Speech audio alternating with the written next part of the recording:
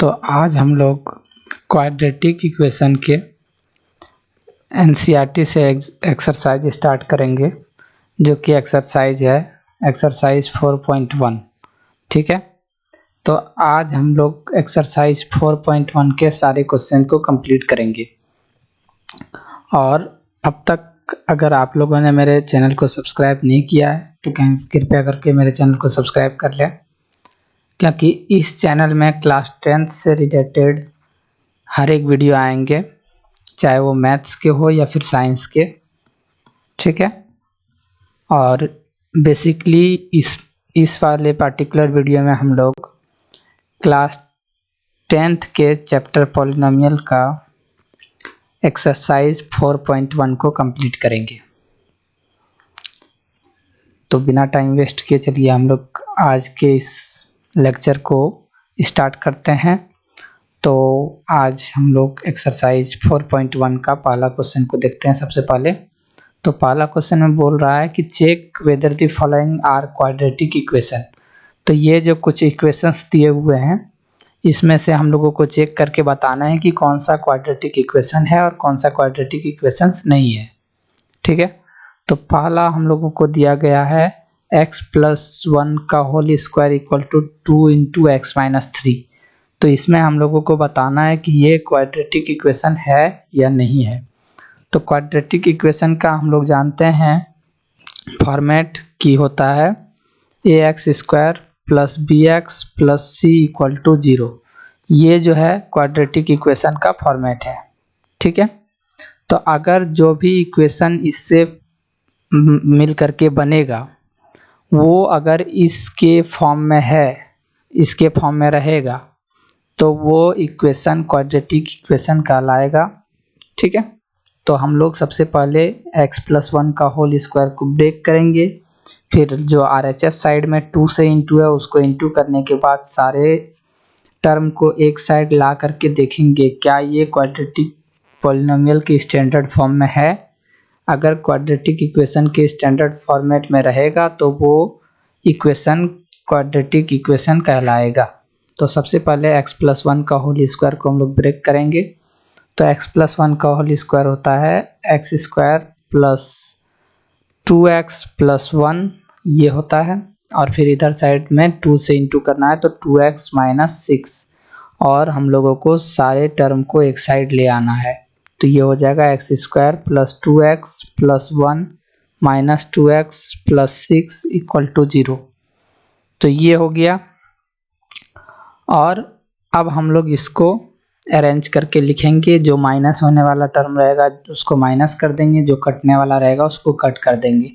तो यहाँ पे आ जाएगा x² प्लस 7 इक्वल टू 0। तो क्या ये क्वाड्रेटिक इक्वेशन के फॉर्म में है? अगर है तो हम लोगों का ये जो है क्वाड्रेटिक इक्वेशन कहलाएगा, इस इक्वेशन से जो फॉर्म हुआ है। तो ये जो इक्वेशन हम लोगों का आया तो ये क्वाड्रेटिक इक्वेशन के फॉर्म में है। तो क्वाड्रेटिक इक्वेशन के फॉर्म में कैसे है इसको अभी हम लोग देखेंगे। तो क्वाड्रेटिक इक्वेशन में होता क्या है कि ये जो कोफिशिएंट ऑफ x² है ये 0 नहीं होना चाहिए। बाकी जो x का कोफिशिएंट रहेगा वो 0 हो सकता है, नहीं भी हो सकता है। तो यहाँ पर हम लोग क्लियरली देख रहे हैं कि ये जो है इसमें x का कोफिशिएंट 0 है। तो ये जो क्वाड्रेटिक इक्वेशन है, ये जो इक्वेशन आया ये क्वाड्रेटिक इक्वेशन है।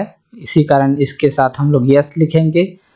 इसी के साथ इससे हम लोगों को पता क्या चला कि क्वाड्रेटिक इक्वेशन में x² का कोफिशिएंट 0 नहीं होना चाहिए। बाकी किसी का भी कोफिशिएंट 0 हो उससे हम लोगों को मतलब नहीं रहेगा।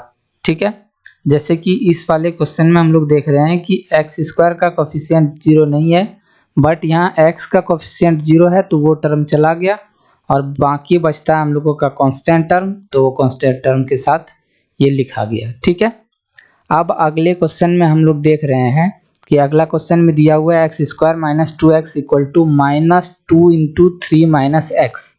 तो ये दिया हुआ है, तो इसको हम लोगों को चेक करना है कि ये क्वाड्रेटिक इक्वेशन है या नहीं है। ठीक है, तो चलिए इसको हम लोग सबसे पहले ब्रेक करते हैं। तो ये हो जाएगा X square minus 2x equal to -6 plus 2x। तो ये आ गया। अब हम लोग इसको एक साइड में लेते आएंगे। तो एक साइड में लाने के बाद हम लोगों का हो जाएगा X square minus 2x plus 6 minus 2x equal to 0। तो ये फाइनली हम लोगों का क्या आ जा रहा है, ये आ रहा है X square minus 4x plus 6 equal to 0।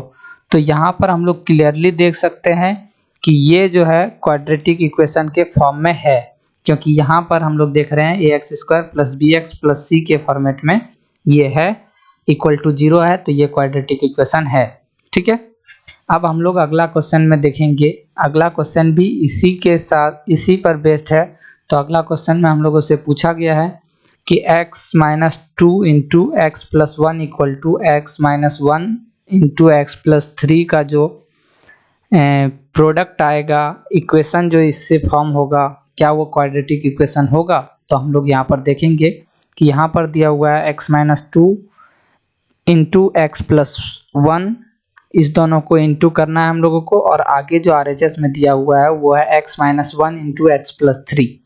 तो इसको हम लोग इंटू करके लिखेंगे। तो इसके फर्स्ट वाले टर्म को इसके फर्स्ट वाले टर्म के साथ मल्टीप्लाई करेंगे, और फिर फर्स्ट वाले टर्म को इसके सेकेंड वाले टर्म के साथ मल्टीप्लाई करके ऐसे ही करते हुए हम लोग इसका प्रोडक्ट को लिखेंगे। ठीक है, तो इसका प्रोडक्ट क्या हो जाएगा, ये होगा X square plus X minus 2x plus 2 minus 2, ये हो जाएगा हम लोगों का -2 equal to X square plus 3x minus x minus 3। ये आ गया हम लोगों का। अब हम लोग यहाँ पर प्लस माइनस करके सबसे पहले दोनों साइड में एक सेपरेट बनाएंगे, उसके बाद दोनों को एक साइड में ला करके इंटू या फिर ऐड करेंगे। ठीक है, तो यहाँ पर हो जाएगा X square minus X minus 2 equal to X square plus 2x minus 3। अब इस दोनों इक्वेशंस में जो RHS साइड है इसको हम लोग LHS साइड में ला करके माइनस करेंगे। तो ये हो जाएगा एक्स स्क्वायर टर्म कट जाएगा यहाँ पर, और यहाँ बच जाएगा minus X minus 2 minus 2x plus 3 equal to 0।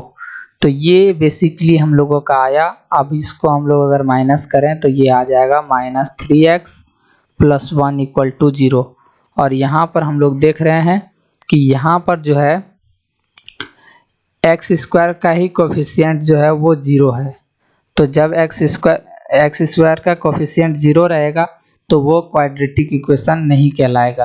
तो ये जो हम लोगों को इक्वेशन दिया हुआ था, तो इसको सॉल्व करने के बाद हम लोग को पता चलता है कि ये क्वाड्रेटिक इक्वेशन नहीं है। ठीक है, तो अब हम लोग अगले क्वेश्चन को देखते हैं। तो बेसिकली इसमें हम लोगों को सिर्फ इंटू करना है और एक साइड में ला करके क्वाड्रेटिक इक्वेशन फॉर्म करके देखना है। अगर क्वाड्रेटिक इक्वेशन फॉर्म्ड होता है तो वो जो है हम लोग को इस आंसर में यस लिखना है, और अगर नहीं फॉर्म होता है तो नो लिख करके हम लोगों को आगे बढ़ जाना है। ठीक है, तो इसमें अब हम लोग 4th नंबर क्वेश्चन को देखते हैं। तो 4th नंबर क्वेश्चन में बोल रहा है कि x minus 3 into 2x plus 1 equal to X into X plus 5, क्या ये क्वाड्रेटिक इक्वेशन फॉर्म करता है। तो हम लोग इसको सबसे पहले तो इंटू करके देखेंगे। तो इसमें इंटू करने के बाद हम लोगों को मिलेगा 2x square plus x minus 6x और माइनस 3 इक्वल टू आ जाएगा हम लोगों का x स्क्वायर प्लस 5x। ठीक है, अब इसको एक साइड में लेते आना है हम लोगों को। तो ये हो जाएगा 2x square plus x minus 6x minus 3 minus x square minus 5x equal to 0। अब इसमें से हम लोगों को सॉल्व कर लेना है। ठीक है, तो यहाँ पर 2x स्क्वायर है और यहाँ पर माइनस x स्क्वायर है। तो इस दोनों को अगर हम लोग माइनस करेंगे तो ये हो जाएगा x स्क्वायर, और यहाँ पर प्लस x है, माइनस 6x है और माइनस 5x है। तो माइनस 5x माइनस 6x तो माइनस 11x हो गया, प्लस x तो यहाँ पर आ गया माइनस 10x, और -3 इक्वल टू 0। तो ये हम लोगों का आया और ये जो है क्वाड्रेटिक इक्वेशन के फॉर्म में है, जो कि ax² + bx + c equal to 0 के फॉर्म में है। ठीक है, तो यस, ये क्वाड्रेटिक इक्वेशन है।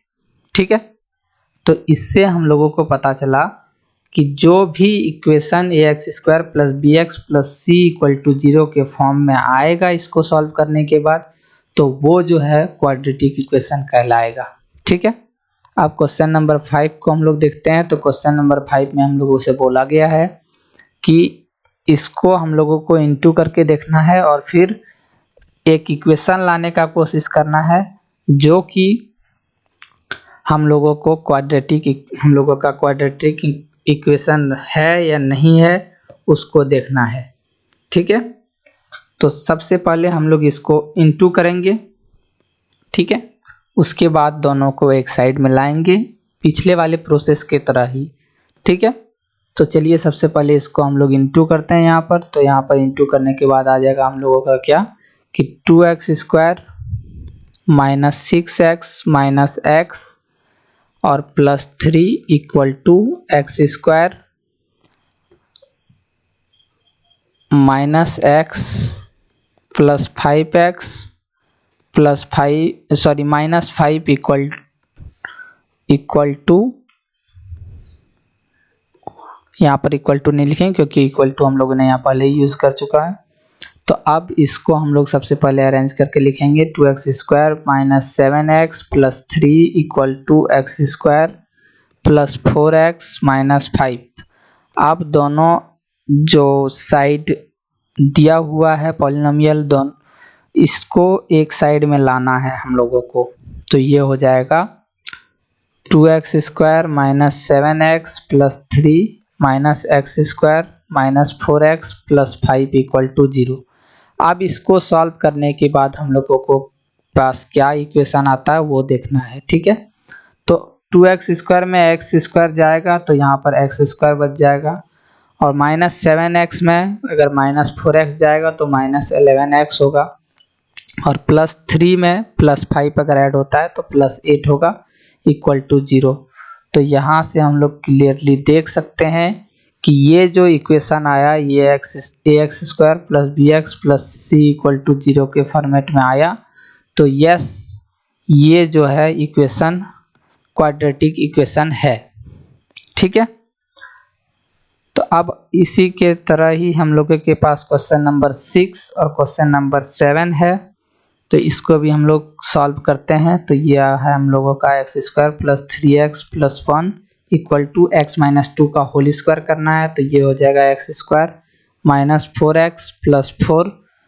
अब इसको हम लोग अगर सॉल्व करें तो यहाँ से हम लोगों का x² कट जाएगा क्योंकि ये दोनों साइड x² है और सेम साइन है।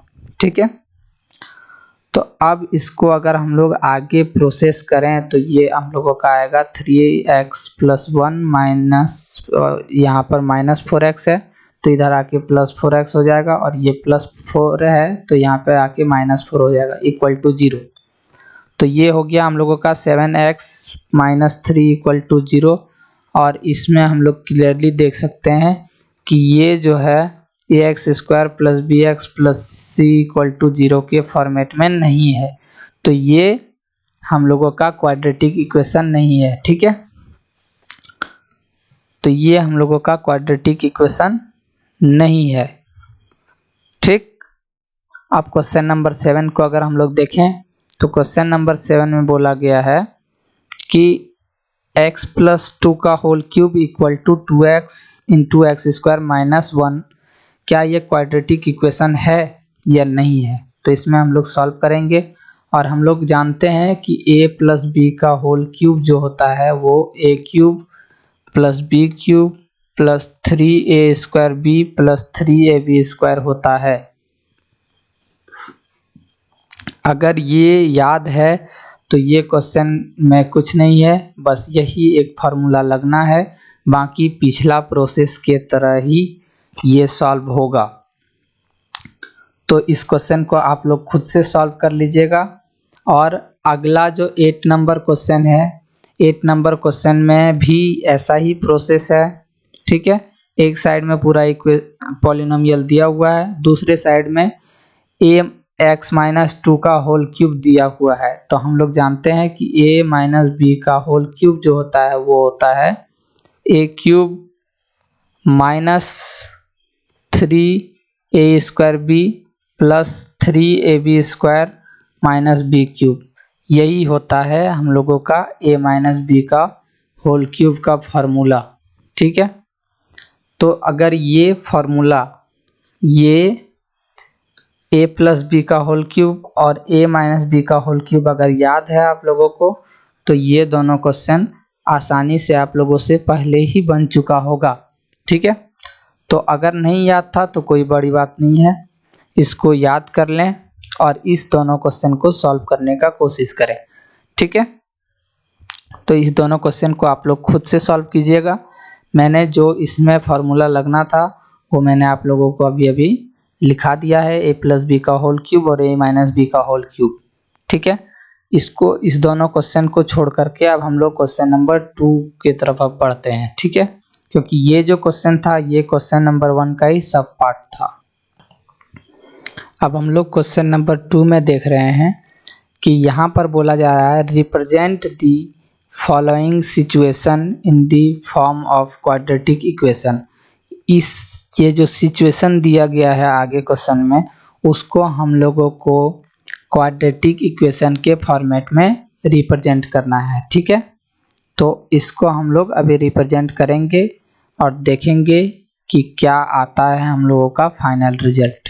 ठीक है, तो चलिए हम लोग सबसे पहले पहला नंबर क्वेश्चन को पढ़ते हैं। तो पहला नंबर क्वेश्चन में दिया गया है the area of rectangular plot is 528 metre square.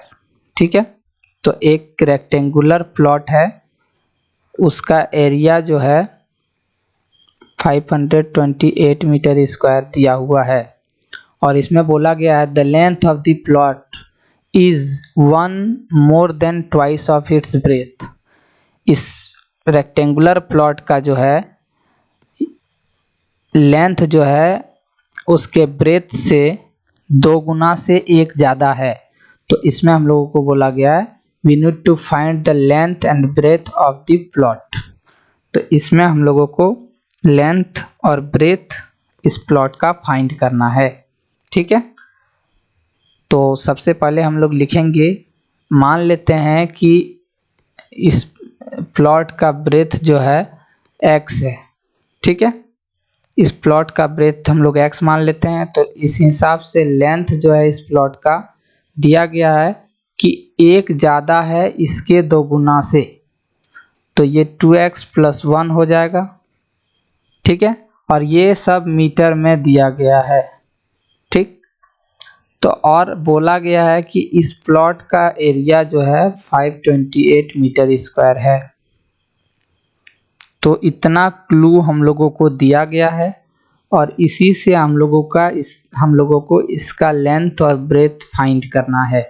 ठीक है, तो हम लोग जानते हैं कि एरिया जो होता है रेक्टेंगुलर प्लॉट का लेंथ इंटू ब्रेथ होता है।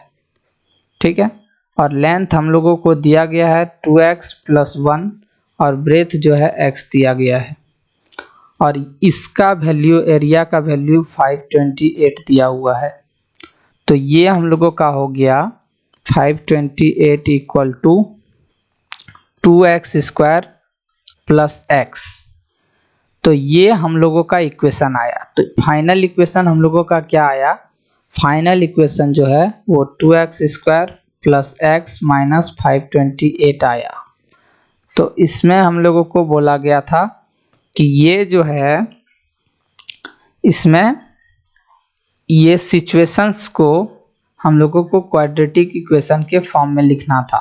तो हम लोगों ने इस सिचुएशंस को क्वाड्रेटिक इक्वेशन के फॉर्म में लिखा। ठीक है, तो ये सिचुएशन था और ये इसको हम लोगों ने क्वाड्रेटिक इक्वेशन के फॉर्म में लिखा, जो कि आया है हम लोगों का 2x² + x - 528 = 0। ठीक है, तो ये एक क्वाड्रेटिक इक्वेशन के फॉर्मेट में आ गया है। और इस क्वेश्चन में हम लोगों को और आगे बोला गया है कि हम लोगों को लेंथ और ब्रेथ जो है इस क्वाड्रेटिक मतलब इस रेक्टेंगुलर प्लॉट का उसको फाइंड करना है। तो सिंपली अगर हम लोग इस वाले इक्वेशंस को सॉल्व कर लें, ये जो इक्वेशन हम लोगों का आया है 2x² plus x minus 528 equal to 0, इसको सॉल्व करने के बाद हम लोगों के पास x आ जाएगा। जो x आएगा वही हम लोगों का ब्रेथ है, ठीक है। और फिर लेंथ लाने के लिए टू से इसको इनटू कर देंगे ब्रेथ को और +1 कर देंगे, तो ये जो है हम लोगों का लेंथ आ जाएगा इस रेक्टेंगुलर प्लॉट का, ठीक है। तो इसको हम लोगों को सॉल्व करके ले आना है, ठीक। अब इसको सॉल्व आप लोग कर लीजिएगा। अगले क्वेश्चन की तरफ हम लोग बढ़ते हैं। तो अगला क्वेश्चन में हम लोगों से बोला गया है कि the product of to consecutive positive integer is 306। तो दो कंसेक्यूटिव पॉजिटिव इंटीजर का प्रोडक्ट जो है 306 है, तो हम लोगों को वो इंटीजर फाइंड करना है। तो कंसेक्यूटिव मतलब होता है लगातार, ठीक है। तो दो लगातार पॉजिटिव इंटीजर का प्रोडक्ट जो है 306 है। तो मान लेते हैं let one number be x और अदर नंबर जो है सेकेंड नंबर वो x+1 है, क्योंकि लगातार संख्या का जो डिफरेंस होता है वो 1 ही होता है, ठीक है। और इस दोनों का जो है प्रोडक्ट हम लोगों को 306 दिया हुआ है। तो इस दोनों को अगर हम लोग इनटू करें तो इसका वैल्यू 306 होगा और ये एक क्वाड्रेटिक इक्वेशन के फॉर्म में आ जाएगा और उससे हम लोग इसका जीरो निकाल सकते हैं मिडिल टर्म फैक्टराइज करके, ठीक है। तो ये हो जाएगा x² plus x minus 306 equal to 0, ठीक है। तो अब हम लोगों को 306 को ब्रेक करना है, जिसका सम जो है +1 आना चाहिए और उस दोनों को इंटू करने के बाद -306 वैल्यू आना चाहिए। तो चलिए इसको हम लोग ब्रेक करते हैं। तो सबसे पहले हम लोगों को दिख रहा है, तो यहाँ सबसे पहले हम लोग 3 से ब्रेक करना स्टार्ट करते हैं। तो ये आ जाएगा 102 और फिर अगर इसको हम लोग 3 से ब्रेक करें तो ये 3 टाइम्स में जाएगा और ये 4 टाइम्स में जाएगा, ठीक है। फिर इसको हम लोग 2 से ब्रेक करेंगे तो ये 17 आ जाएगा, ठीक है। तो यहाँ पर हम लोग देख रहे हैं कि ये इधर साइड जो आया, ये जो हम लोगों का आया 3, 3 और 2, इसको इंटू करने के बाद 18 आता है और ये जो है 17 है। तो इस दोनों को अगर हम लोग 18 में अगर 17 को माइनस करें तो +1 आ जाता है और 18 इंटू 17 अगर करें तो 306 आ जाता है हम लोगों के पास, ठीक है। तो इसका मिडिल टर्म फैक्टराइज में हो जाएगा x² plus 18x minus 17x minus 306 equal to 0, ठीक है। और अगर x कॉमन लें तो x प्लस 18 और यहाँ से -17 अगर कॉमन लें तो x minus x plus 18 equal to 0। तो यहाँ से हम लोगों का आ जाएगा वैल्यू, सबसे पहला वैल्यू तो हम लोगों के पास आ जाएगा कि सबसे पहले तो इसको हम लोग लिख लें सजा करके कि यहाँ पर आ रहा है x प्लस 18 और x माइनस 17 इक्वल टू 0। तो इसको अगर हम लोग इक्वल टू 0 करें तो x इक्वल टू 17 आ जाएगा एक और एक माइनस 18 आ जाएगा। और यहाँ पर हम लोगों को पॉजिटिव इंटीजर बोला जा रहा है, तो ये जो 18 आया माइनस में ये नहीं होगा। और पहला जो है फर्स्ट इंटीजर जो है वो 17 होगा और दूसरा इसमें एक ऐड करने के बाद 18 होगा, ठीक है। तो यहाँ से हम लोगों के पास आ गया दो कंसेक्यूटिव पॉजिटिव इंटीजर, एक जिसका प्रोडक्ट जो है 306 हो रहा है और उसको अगर हम लोग निकाल रहे हैं तो पहला जो है पॉजिटिव इंटीजर हम लोगों के पास 17 आया और दूसरा पॉजिटिव इंटीजर 18 आ रहा है, ठीक है। और इस दोनों को इंटू करने के बाद हम लोगों के पास मिल रहा है 306। ठीक है, तो चलिए अगले क्वेश्चन की तरफ हम लोग बढ़ते हैं। तो अगला क्वेश्चन में बोला जा रहा है कि रोहन जो है वो Rohan's mother is 26 year older than him. Rohan से रोहन की माता जी 26 ईयर ओल्ड है। ठीक है, the product of their edges in year, ये जो एज दिया हुआ है ये ईयर के टर्म में दिया हुआ है। ठीक है, तो the product of their edges 3 year from now will be 306। आज से 3 साल के बाद इन दोनों का एज जो है, इन दोनों के एज का प्रोडक्ट जो है वो 360 होगा। और हम लोगों को आगे क्वेश्चन दिया है, we would like to find Rohan's present age. तो रोहन का प्रेजेंट एज हम लोगों को फाइंड करना है। तो सबसे पहले हम लोगों को क्लू दिया गया है कि रोहन की माताजी 26 ईयर ओल्ड है रोहन से। तो लेट रोहन एज भी x और रोहन्स मदर एज भी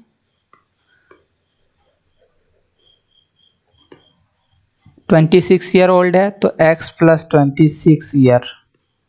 ठीक है, और आज से 3 साल के बाद इन दोनों के एज का प्रोडक्ट जो है वो 306 हो जाएगा, 3 ईयर फ्रॉम नाउ। तो आज से 3 साल के बाद रोहन का जो एज है x + 3 हो जाएगा और उसकी माता जी का एज जो है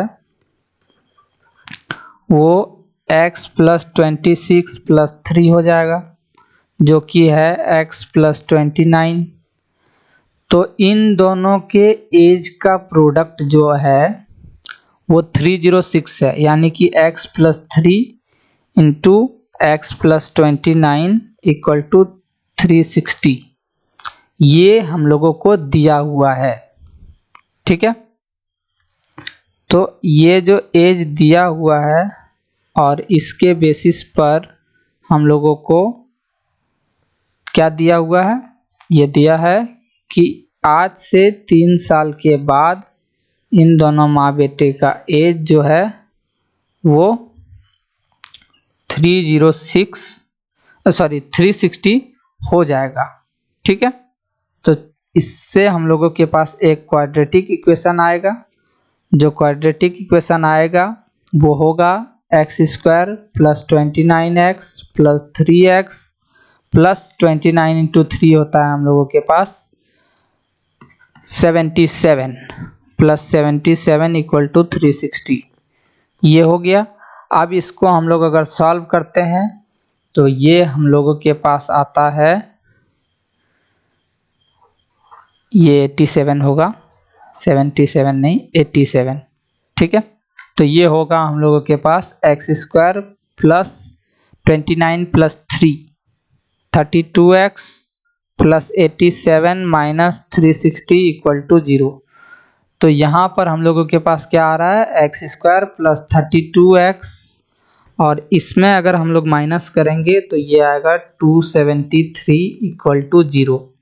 तो ये जो है हम लोगों के पास क्वाड्रेटिक इक्वेशन आ गया। ये क्वाड्रेटिक इक्वेशन हम लोगों के पास आ गया है।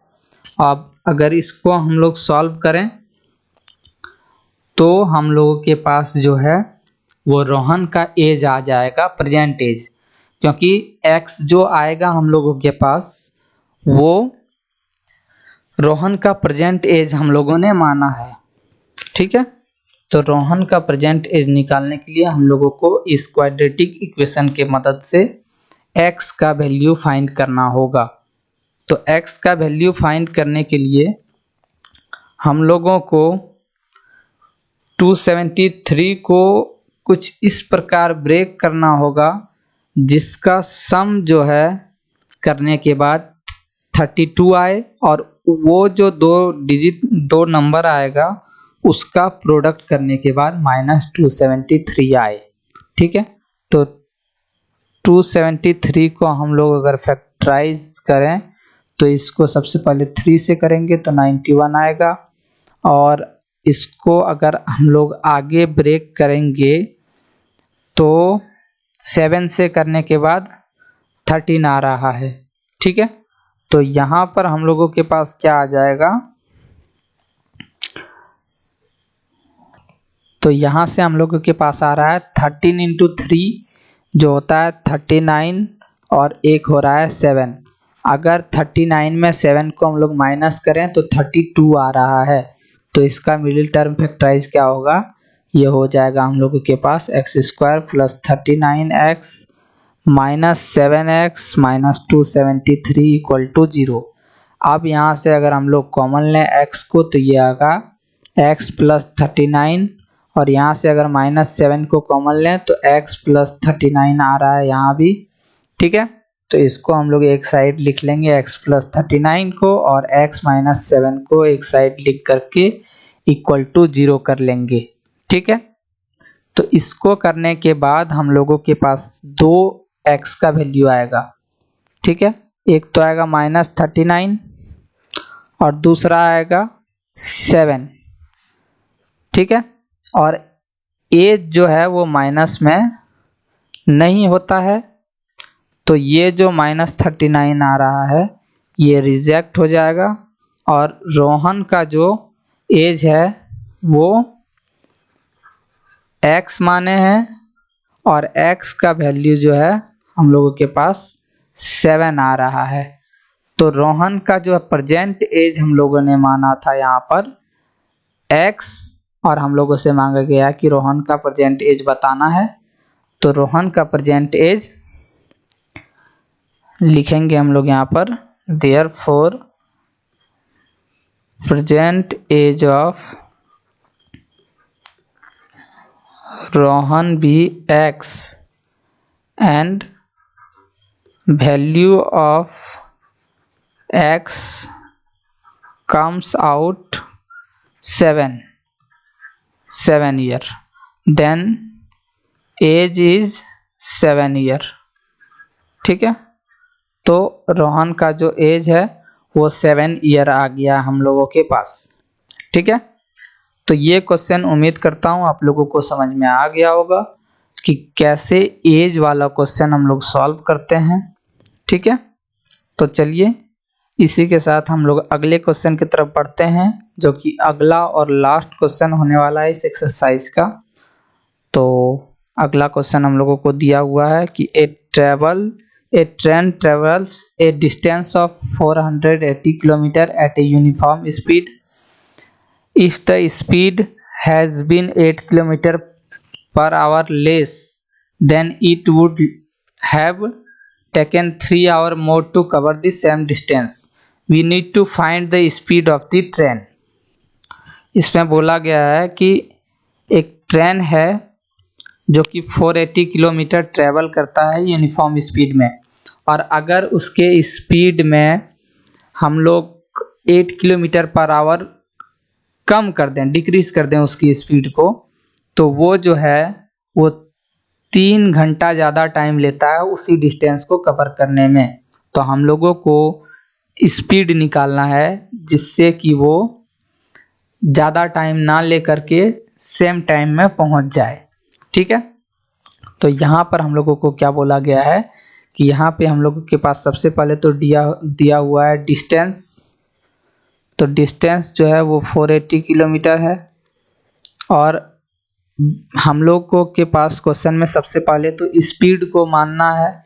देन स्पीड जो है यूनिफॉर्म स्पीड x km/h हम लोग मान लेते हैं। ठीक है, तो ये हो गया स्पीड, और टाइम जो है हम लोगों के पास वो t टाइम में पहुंच रहा है। ठीक है, टाइम t में पहुंच रहा है वो। ठीक है, और क्वेश्चन के हिसाब से क्या दिया हुआ है हम लोगों के पास, क्वेश्चन के हिसाब से दिया गया है डिस्टेंस तो सेम है 480 किलोमीटर, ठीक है, और स्पीड जो है वो 8 किलोमीटर पर आवर से उसको डिक्रीज कर दिया जा रहा है। तो x minus 8 kilometre per hour हो गया इसका स्पीड, और टाइम जो है वो हम लोगों का क्या लग रहा है 3 आवर मोर, 3 घंटा ज़्यादा टाइम लग जा रहा है। तो t प्लस 3 आवर हम लोगों को टाइम लगा, ठीक है। तो इसमें हम लोगों के पास यहाँ पर x निकालना है, ठीक है। तो हम लोग क्या करेंगे, तो सबसे पहले अगर हम लोग यहाँ पर फर्स्ट वाले टर्म में टाइम निकालते हैं तो टाइम का फॉर्मूला होता है डिस्टेंस बाय स्पीड, ठीक है। और यही जो टाइम आएगा वो यहाँ पर हम लोग पुट करेंगे सेकेंड वाले पार्ट में, ठीक है। तो यहाँ पर डिस्टेंस है 480 किलोमीटर और स्पीड जो है x है, ठीक है। तो यहाँ पर भी अगर हम लोग टाइम निकालें तो ये हो जाएगा 480 बाय x प्लस 3, क्योंकि नॉर्मल टाइम से 3 आवर ज़्यादा ये ले रहा है, ठीक है। तो यहाँ पर हम लोग लिखेंगे ये जो टाइम हम लोगों का आ गया सेकेंड वाले में, तो सबसे पहले हम लोग स्पीड को लिखेंगे, ठीक है। तो यहाँ पर क्या होगा speed equal to distance by time, और स्पीड हम लोगों का कितना है, इससे हम लोगों ने 8 किलोमीटर घटाया नॉर्मल स्पीड से, ठीक है। और डिस्टेंस जो है वो 480 है, और टाइम हम लोगों का अभी आया यहाँ पर 480 बाय x प्लस 3, ये आया हम लोगों का टाइम, ठीक है। तो अब इस इक्वेशन को सॉल्व करके हम लोगों के पास x का वैल्यू आ जाएगा जो कि स्पीड होगा हम लोगों के पास, ठीक है। स्पीड जो है x है और x का वैल्यू अभी हम लोग निकालेंगे, ठीक। तो चलिए इसको हम लोग सॉल्व करते हैं सबसे पहले। तो इसमें सॉल्व करने में हम लोग सबसे पहले इसका ले लेंगे बेस वाले पार्ट को, यानी कि डिटर्मिनेंट वाले पार्ट में एलसीएम लेंगे x, तो ये हो जाएगा 480 प्लस 3x, यहाँ पे ये आया। अब इसको हम लोग चेंज करेंगे तो यहाँ हम लोग के पास आ जाएगा x minus 8 equal to 480x by 480 plus 3x, ये हम लोगों के पास आ गया, ठीक है। तो ये हम लोगों के पास आया, तो इसमें हम लोग क्या करेंगे क्रॉस मल्टीप्लिकेशन करेंगे, ठीक है। क्रॉस मल्टीप्लिकेशन करते हैं हम लोग यहाँ पर, तो क्रॉस मल्टीप्लिकेशन में हो जाएगा x minus 8 into 480 plus 3x equal to 480x, ठीक है। तो अब इसको हम लोग यहाँ पर इंटू करते हैं, तो इंटू में हो जाएगा 480x और आगे होगा ये प्लस 3x स्क्वायर, और यहाँ पर होगा 480 इंटू 8, तो ये हो जाएगा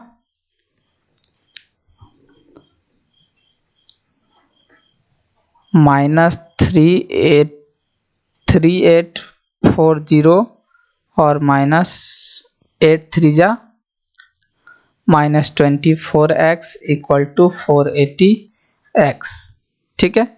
ये हम लोगों के पास आया।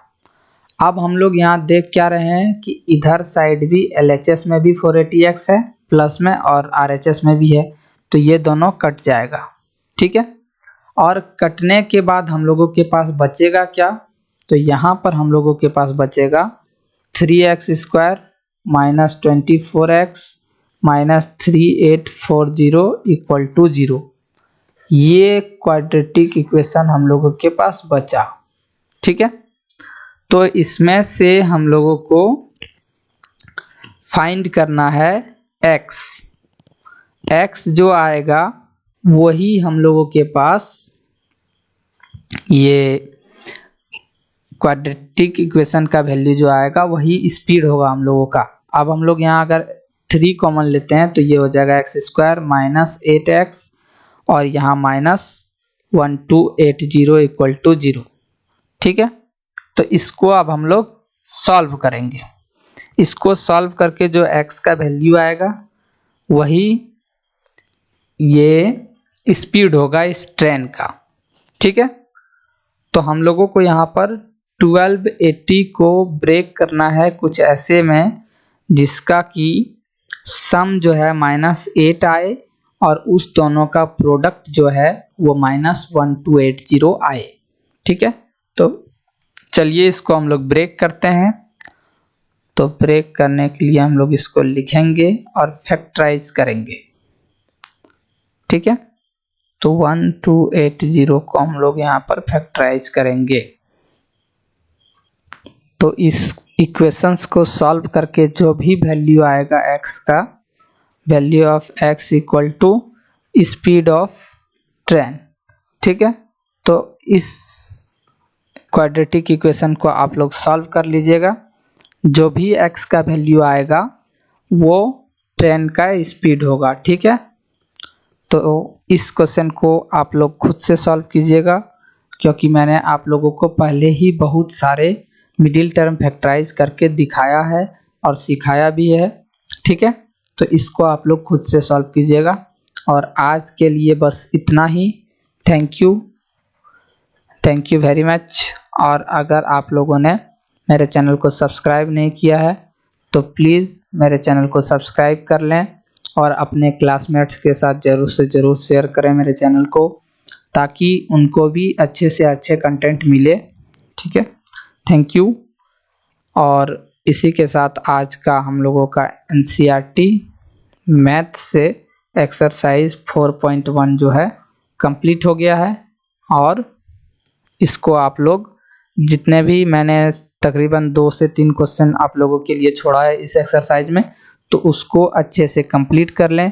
और ये लास्ट वाले जो क्वेश्चन अभी मैंने कराया है उसको आप लोग अच्छे से सॉल्व कर लें। ठीक है, x के वैल्यू को फाइंड कर ही लें। Thank you very much. Have a good time. Bye bye.